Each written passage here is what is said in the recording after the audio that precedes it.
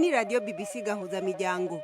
Ivugira i Londres kuri metero 19, 25, 31 na 41 ku mirongo ya FM mu karere k'ibiyaga binini no kuri internet kuri bbcgahuza.com.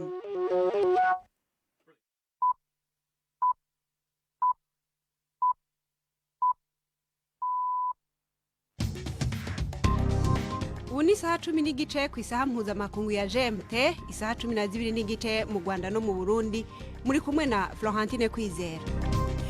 Ndabaramukije kandi ndabahaye ikaze mwese abakunzi ba BBC Gahuzamiryango.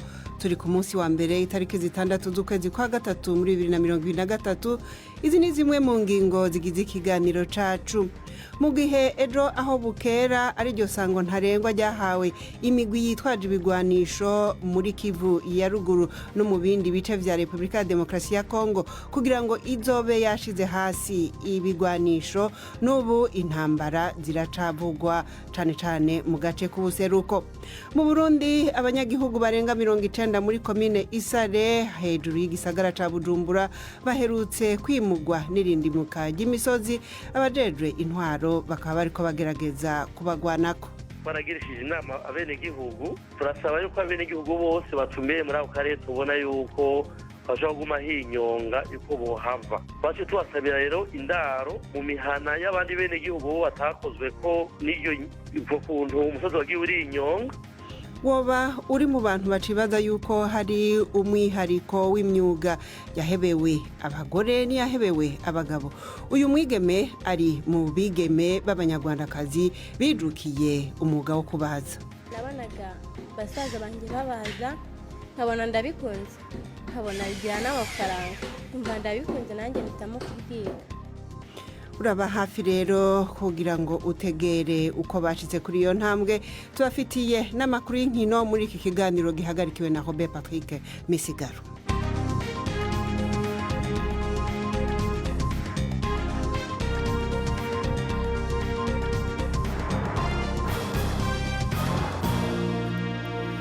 Imbere y'idonido kuri ivyo vyose rero mubanze mutega amatwi amakuru avugwa hirya no hino ku isi.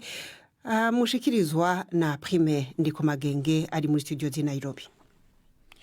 Umukuru wa Ukraine Volodymyr Zelensky avuga yuko abakomanda ba gisirikare bashigikiye kubandanya kurwanira no gukomeza ibirindiro muri Bakhmut, igisagara aho intambara iriko irabica bigacika mu buseruko bw'ico gihugu.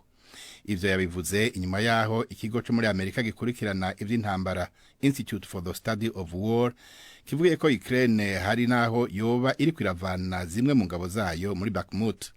Ingabo z'Urusiya zisa nizazungurutse igisagara cyose mu gihe zimaze amezi zigerageza kugifata. Hagataho umukuru w'umugwi wo mu Burusiya umeze bwa gisirikare Wagner yavuze yuko uwumuserukira yankiwe kwinjira mu biro vya gisirikare. Yevgeny Prigozhin agize igihe anegura ubutegetsi bw'igisirikare cy'Uburusiya abwagiriza kwima ibigwanisho abagwanyi biwe muri Bakhmut n'ahandi.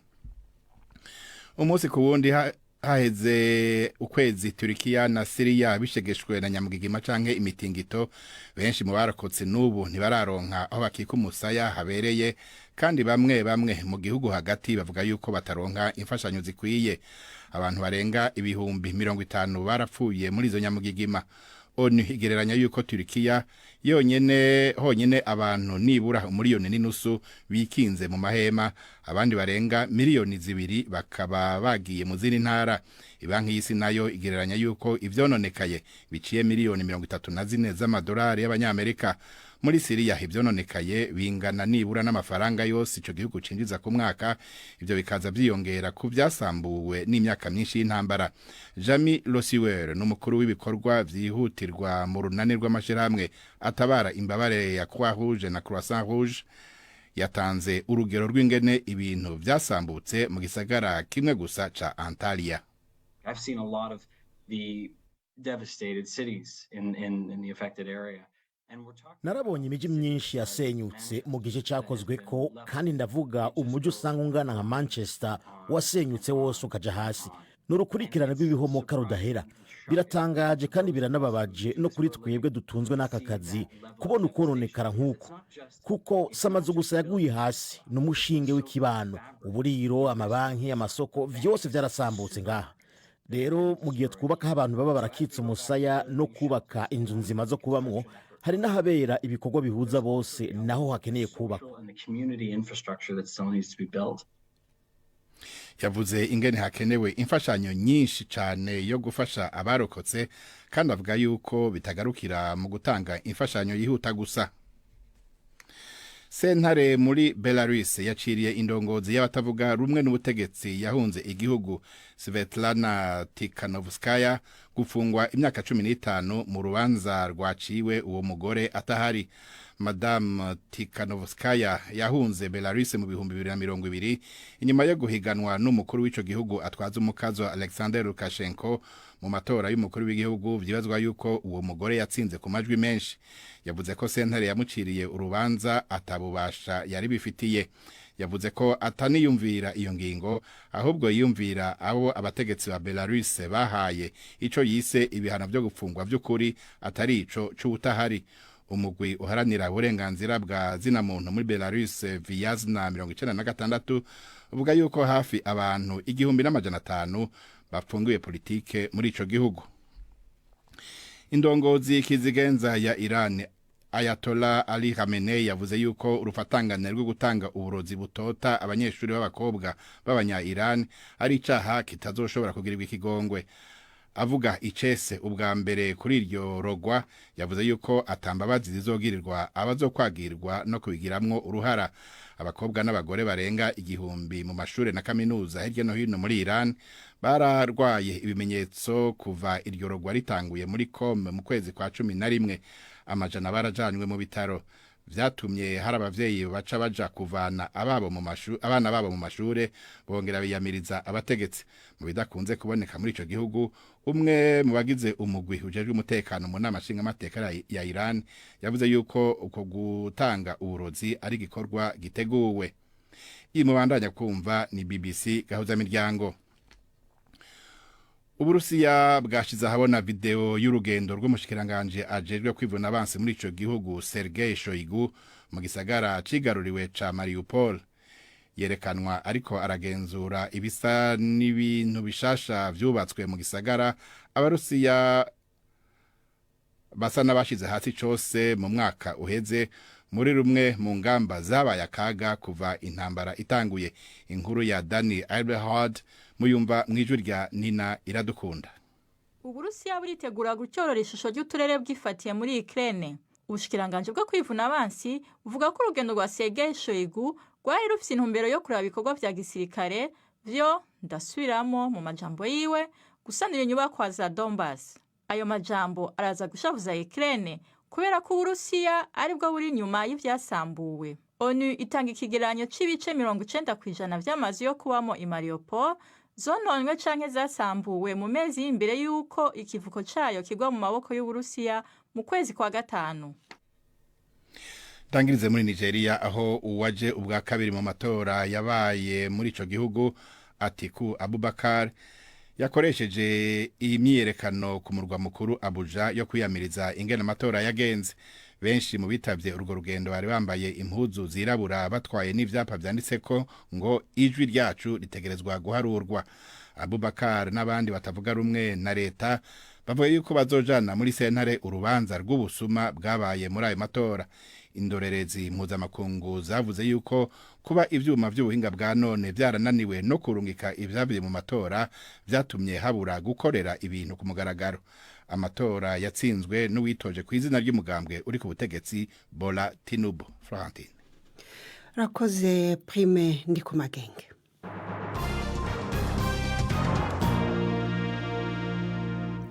Amakuru yacu mu buryo burambuye tuyahere muri Korea y'Epfo aho ico gihugu cemeye gushumbusha abakozi b'abanyekorea bakoreshejwe ku gahato mu nganda z'Ubuyapani mu gihe c'intambara ya kabiri y'isi. Ni mu twigoro two kugerageza kurangiza amatati ya kahise yatosekaje imigenderanire hagati ya leta za Seoul na Tokyo. Ibi bishobora gutuma umubano hagati y'ivyo bihugu vy'ibizimya muriro ushobora gusubira kunaguka. Inkuru y'umunyamakuru wa BBC John Mackenzie ari Seoul mwishikizwa na Robert Patrick Misigaro.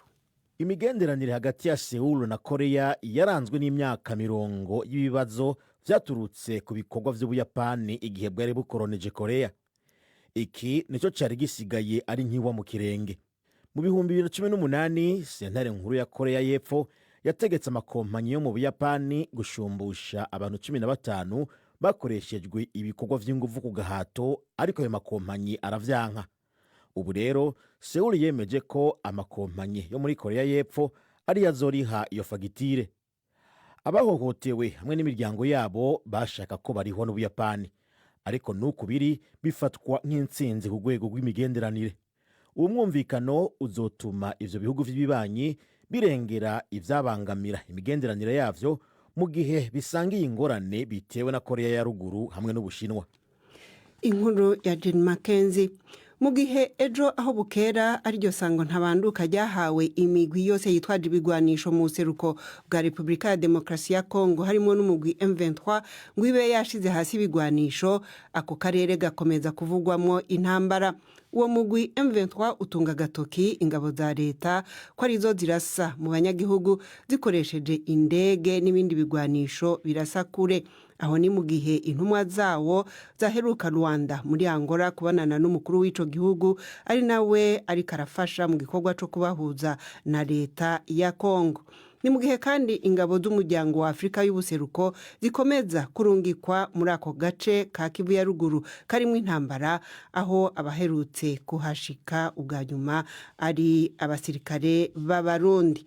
Icegera c'umuvugizi wa M23 Canisius Karemera mu Nyarugerero yirinze kugira ico adutangarije cavuye muri uwo mubonano wa M23 na Perezida Joao Lorenzo, ariko rero yemeza yuko umugwi wabo witeguye gukorana n'ingabo z'umuryango wa Afrika y'ubuseruko, ndetse harimwo no kubahiriza iryo sango ryejo, nubwo nawe yemeza ko intambara zikiriho gushika nuno munsi. Atunga agatoke igisigara ca leta FARDC. N'uyu munsi mu gatondo nyine batangije imirwano mu mpande zitandukanye. Ni hehe iyo migwano iri nko kubatakurikira ku munsi ku munsi? Yaba muri collectivité ya Bwito, yaba muri territoire ya Masisi, aho hose niko bagenda bataka kandi no gukomeza gushimuta abantu ariko bigenda. Ubu ngubu ni ukuvuga ngo bahinduye system, aho ntibacica abantu aho bareba ni bake. Uko tubakurikiye rero niko tugenda dusanga imirambo mu mayira. Byo muvuga navyo bisa n'ivyo nabo bavuga, barabarega namwe ko ari mwebwe mu musotora intambara mugakomeza gusotora gutera ibirindiro by'abaho bari. Ariko ikigaragara cyo nuko ibinyoma bya guverinoma ya Kinshasa ntabwo bijya bishira. None se babonetse tubashotora tugira indege, ari zira ndege bakoresha, ari amashari de komba niyo agenda yangiriza iby'abaturage n'abaturage ubwabo. Mwebwe ko uko bizwi nuko mwari mwasabwe yuko gushika ku itariki ejo aho bukera muzoba mwamaze kuva mu birindiro byanyu, muzoba mwasubije ibigwanisho. Ubu iyo sango ntarengwa murayiteguriye kandi bumva mukiri ko muratana mu mutwe n'izo ngabo za Congo? Ariko urumva munyamakuru igibazo gihari nuko muri ko gutana mu mitwe na FARDC nuko badushotora buri munsi, ntabwo bakozwa guhagarika imirwano. Tugaragariza amahanga ko twemera ibisabwa, ariko guverinoma Kinshasa ntibikozwa. None nkaha Kicanga bavuga yuko mwamaze gufata, nimwe mwashoje intambara mwimura ibirindiro vy'ingabo za leta ngaho? Ntabwo twashoje urugamba, ahubwo nuko n'amabombe yadusangaga mu mujyi wa Gicanga. Ikindi cya kabiri uzirikane ko hirya ya Gicanga hari hopitale ya Mweso yarimwe imiryango isaga 700. Twagomba kuyatabara kuko bari mu kaga baguswe, abandi babagira hanze, ariko abihije byari inshingano za M23 kugira ngo nibura ibashe gutabara no kurukura ubwo bugingo bw'iyo miryango.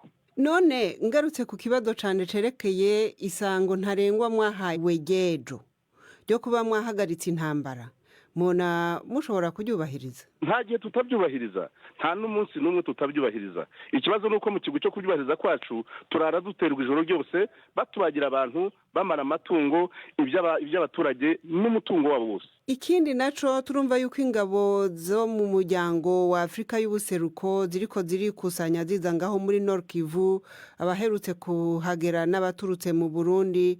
Kubwanyu mwebwe mubona hari ico bishobora gufasha kugira ngo izo ntambara muri mwo n'ingabo za Congo zicure? icyo bisobanura ni uko n'ubundi ingabo za EAC n'imbaraga abakuru b'ibihugu bo mu muryango wa EAC bose icyo bashyiramo ni ugushaka amahoro mu karere. Ntabwo twakwanga kwakira amahoro rero kandi ari batuzaniye. Muzokwemera gushiraho bashize iryo sango mwasabwe muryubahiriza cyo muriko muravugana nabo? Urabona intangarugero yabaye ku ngabo za Kenya. Niba ingabo za Kenya zaraje bakadusaba gusubira inyuma tukabaha ibirindiro twari turimo, n'abandi nabo ko bazaza mu rwego rwo gushaka ayo mahoro tuzabikora dutyo. Kaneziyose Karemera Munyarugerero icegera c'umuvugizi wa M23, tukaba tugeze ku isaha imwe buri minota 15 mu karere k'ibiyaga binini.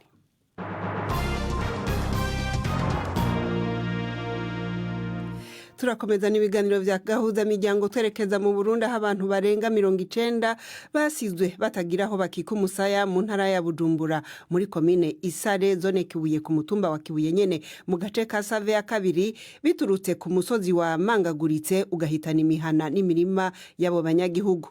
Musitanteri wa komine Isare avuga yuko vyaturutse ku mvura yabaye nyinshi ku munsi wa gatandatu iremera ubutaka bw'uyu musozi wa Kibumba muri ako gace gahanamiye igisagara ca Bujumbura.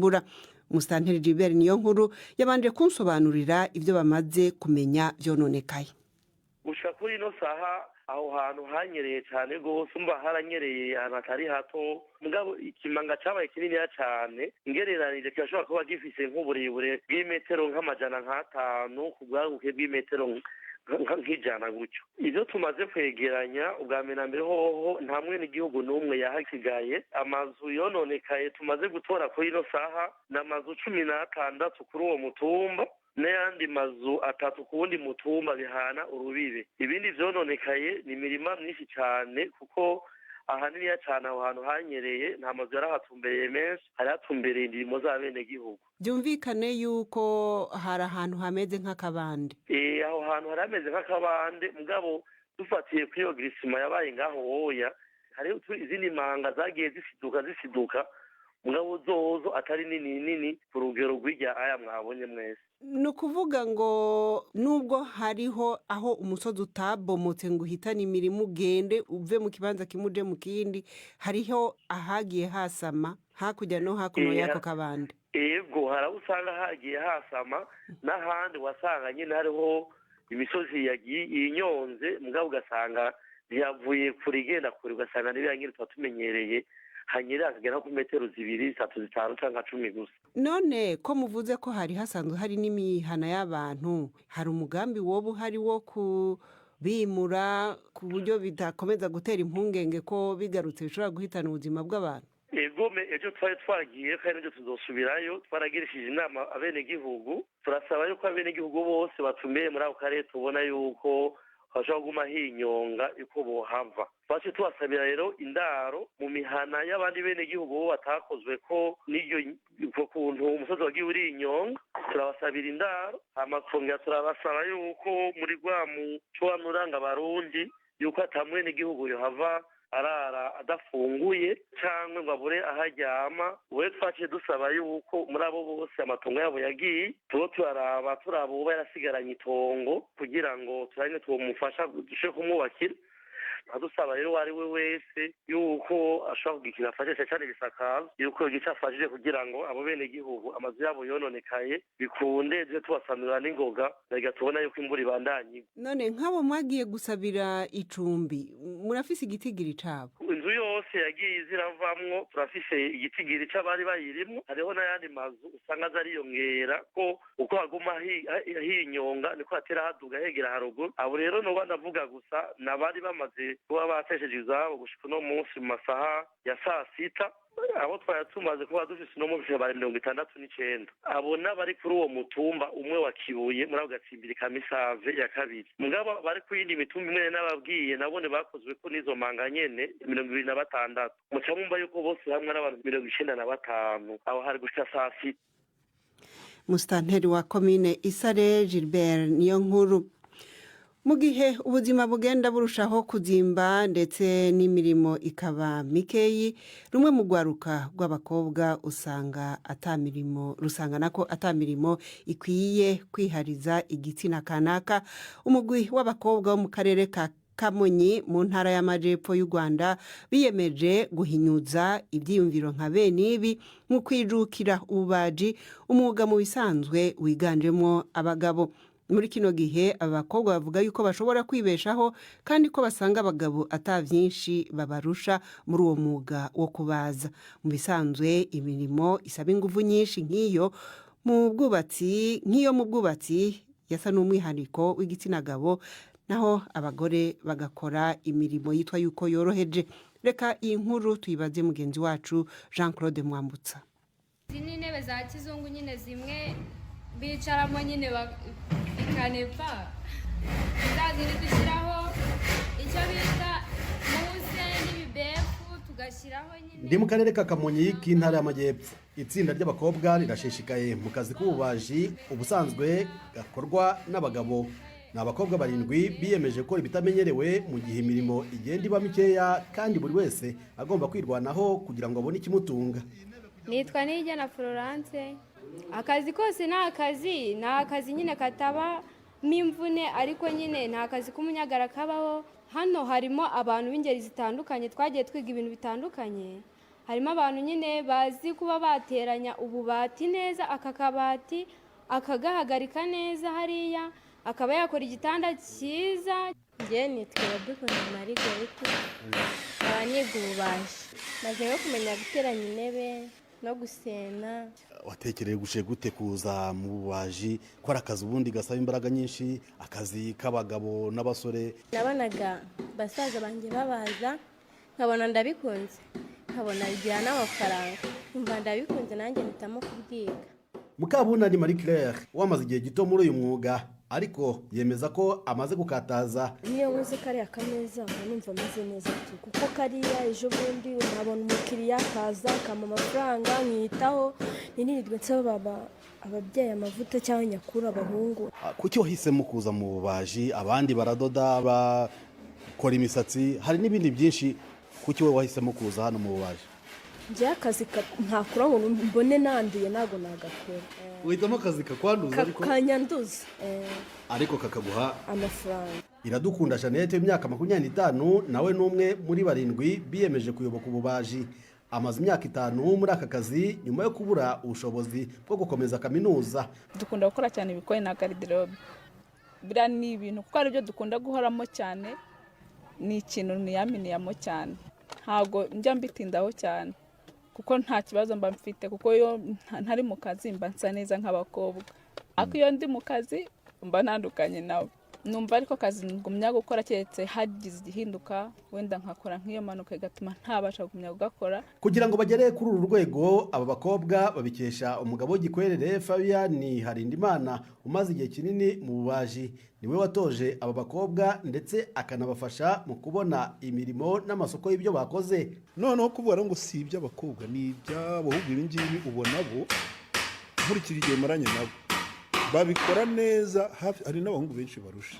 Ikintu umutoje n'umubwiye ngo kora funika kino aragikora neza, niba aratumva arakubaza. Hari ikintu abahungu bagira gisa nko kwiyemera ngo ikintu nakimenye ndakizi neza, ntakubaza. Umukobwa aragusobanuza, kandi muri akazi dukora buriya nta muhanga wabyubaho. Hatabayeho impamvu yatungurana, aba bakobwa bavuga ko badashobora kureka aka kazi k'ububaji. Uretse kuba bubaha amafaranga, ububaji ngo bwanabarinze ubuzererezi, rimwe na rimwe bubazanira ingaruka nko gutwita inda zitateganijwe ndetse no kwishingira imburagihe. Ibarura rusange ry'abaturage riheruka ryerekanye ko igitsina gore bagize 51.5%, naho abagabo baka 48.5%.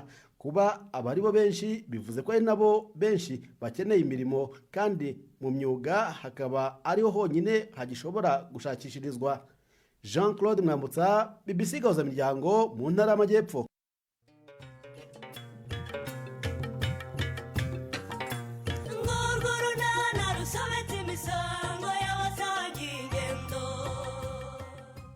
Mu kiganiro cyo kuri wa kabiri twabateguriye amakuru se wowe yanye. Shange nta kidasanzwe pe. Ariko ibyo byo kuvuga ngo nta kidasanzwe, ibyo n'ubundi nibyo wambwiraga kuri telefone cyangwa kuri WhatsApp iyo twaganiraga. Mbwira akantu keza mbese nkagashya. Ubusagashya navuga ko ari akahe koko. Ubwo rero wanze kumbwira akantu gashya, reka ngiye nkwibwirira icyatumye nkubwira nti wihangane ushaka uko turara tubonanye. nguteze amatwi Chris. Ni 12:45 kuri BBC. Unaho mutega amatwi Jean Claude Mwambutsa mu kiganiro c'inkino. Imikino kuri BBC Gahuzamiryango.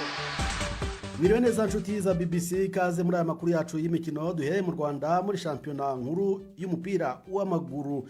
Aho mu mpera z'icyumweru shampiyona yarigeze ku munsi wa 22, amwe mu makipe azi imbere ku rutonde yitwara neza mu gihe andi yasitaye. Ikipe ya APRFC iri ku isonga yihereranye Rutsiro yitsinda ibitego 6-1 mu mukino wabaye ku wa gatandatu. Kiyovu Sport yatsinze Police ibitego 2-1, Musanze itsinda Gasogi United ibitego 2-1, mu gihe Rusizi yatunguye AS Kigali ikayitsinda igitego 1-0. Undi mukino warutegerejwe cyane ni wahuje Rayon Sport na Etincelle kuri iki cyumweru, ukarangira Rayon Sport itsinze ibitego 2-0. Ku rutonde rusange APRFC ikomeje kuruyobora n'amanota 46, ikurikiwe bya hafi na Rayon Sport ifite 45. Kiyovu Sport yatambutse kuri AS Kigali ifata umwanya wa gatatu n'amanota 48, mu gihe AS Kigali yasubiye inyuma ikaba ari ya kane n'amanota 38. Mu gihugu cy'u Burundi naho shampiyona yarigeze ku munsi wa 22, ikipe iyoboye urutonde ya Amakuru inganya na Flambo bakurikiranye igitego kimwe ku kindi. Vitaro ntiyorohewe na Message Ngozi yayitsinze ibitego 2-0, Musongati itsinda Top Junior ibitego 2-0, naho Kayanza itsinda Bujumbura City ibitego 2-1. Ku rutonde rusange rw'agateganyo Amakuru ni ya mbere n'amanota 48, irarusha Flambo ya kabiri inota rimwe ryonyine. Vitaro ku mwanya wa gatatu ifite amanota 43, mu gihe Message Ngozi ya kane ifite amanota 40. Muri Tanzania ho Young Africans niyo iyoboye urutonde rw'agateganyo ku munsi wa 23, ikaba ifite amanota 62. Ya kabiri ni mukeba wayo Simba ifite amanota 58 nyuma y'imikino 23, mu gihe Azamu iza ku mwanya wa kane n'amanota 47. Tuvuye muri Afrika tunyarukire no ku mugabane w'Uburayi, aho mu Bwongereza ikipe ya Manchester United yahuye na kaga ku kibuga cya Liverpool igatsindwa ibitego 7-0, birimo 6 byabonetse mu gice cya kabiri. Uku gutsindwa kwabaye nk'ukwatunguye abatari bake, kuko Manchester yari imaze iminsi yitwara neza. Abakinnyi Darwin Nunez, Mohamed Salah na Cody Gakpo batsinze ibitego 2. Mohamed Salah yahise yuzuza ibitego 129 mu mikino 205, ndetse akuraho umuhigo wari ufitwe n'uwo abakunzi ba Liverpool bafata nk'umwami Robbie Fowler. Mutoza Jurgen Klopp yavuze ko ikipe ye yari mu bihe byayo byiza, ku buryo bitari byoroshye guhagarara imbere yayo. Twari ko turaguruka byaraboneka, twari tugoye gukina. Ndazi ko ibitsindo nka birya bisiga ubwenge, ariko twakenye neza cyane, nicyo gikuru kuri jewe. Umutoza wa Manchester United Erik ten Hag we yavuze ko yumiwe ko atashobora kubona amagambo yo gusobanura ibyabaye. Yavuze ko abakinnyi be basaga n'abataye umutwe mu gice cya kabiri, mu gihe yemeza ko icya mbere cyarangiye bakiri mu mukino. Mu yindi mikino Arsenal yari yatsinzwe ibitego 2-0, yahinduranye Bournemouth yitsinda ibitego 3-2, birimo icyabonetse ku munota 97. Mutoza Mikel Arteta washimagije abakinnyi be yavuze ko iyi baye intsinzi ya mbere abonye ikomeye kuva yatangira gutoza. Nyuma y'uyu munsi wa 26, Arsenal iracyayoboye n'amanota 63, irarusha Manchester City ya kabiri amanota 5. Everton, Southampton na Bournemouth zikurikiranye mu myanya 3 yo munsi y'umurongo w'umutuku. Muri Espagne ho Real Madrid irasa niyatangiye kurekura igikombe cya La Liga nyuma yo kunganya na Real Betis 0-0. Mukeba wayo Barcelone yo yakinnye iminota 40 basigaye ari 10 mu kibuga, ariko ishobora gutsinda Valence igitego 1-0. Ni igitego cyatsinzwe na Rafinha ku munota wa 16. Barca irayoboye n'amanota 62, Real yikurikiye ifite amanota 63. Almeria, Valence na Elche zikurikiranye mu myanya 3 ya nyuma. Turabashimye inshuti mwakumwe natwe, ikiganiro cyacu natugisoreje. Mu gijoro ryiza, General Jean Claude Mwambutsa. Arakoze Jean Claude Mwambutsa. Reka tubashimire namwe bwe mwese abahisemo BBC Gahuzamiryango. mwumvise yuko mu Burundi mu ntara ya Bujumbura rirare bakunze kwita rirare muri komine Isare hari abantu bimuwe n'imisozi yasidutse kubera imvura yo ku munsi wa gatandatu. Ikiganiro cari gihagarikiwe na Robert Patrick Misigaro mu Florentine Kwizera. Mwakoze kudutega amatwi.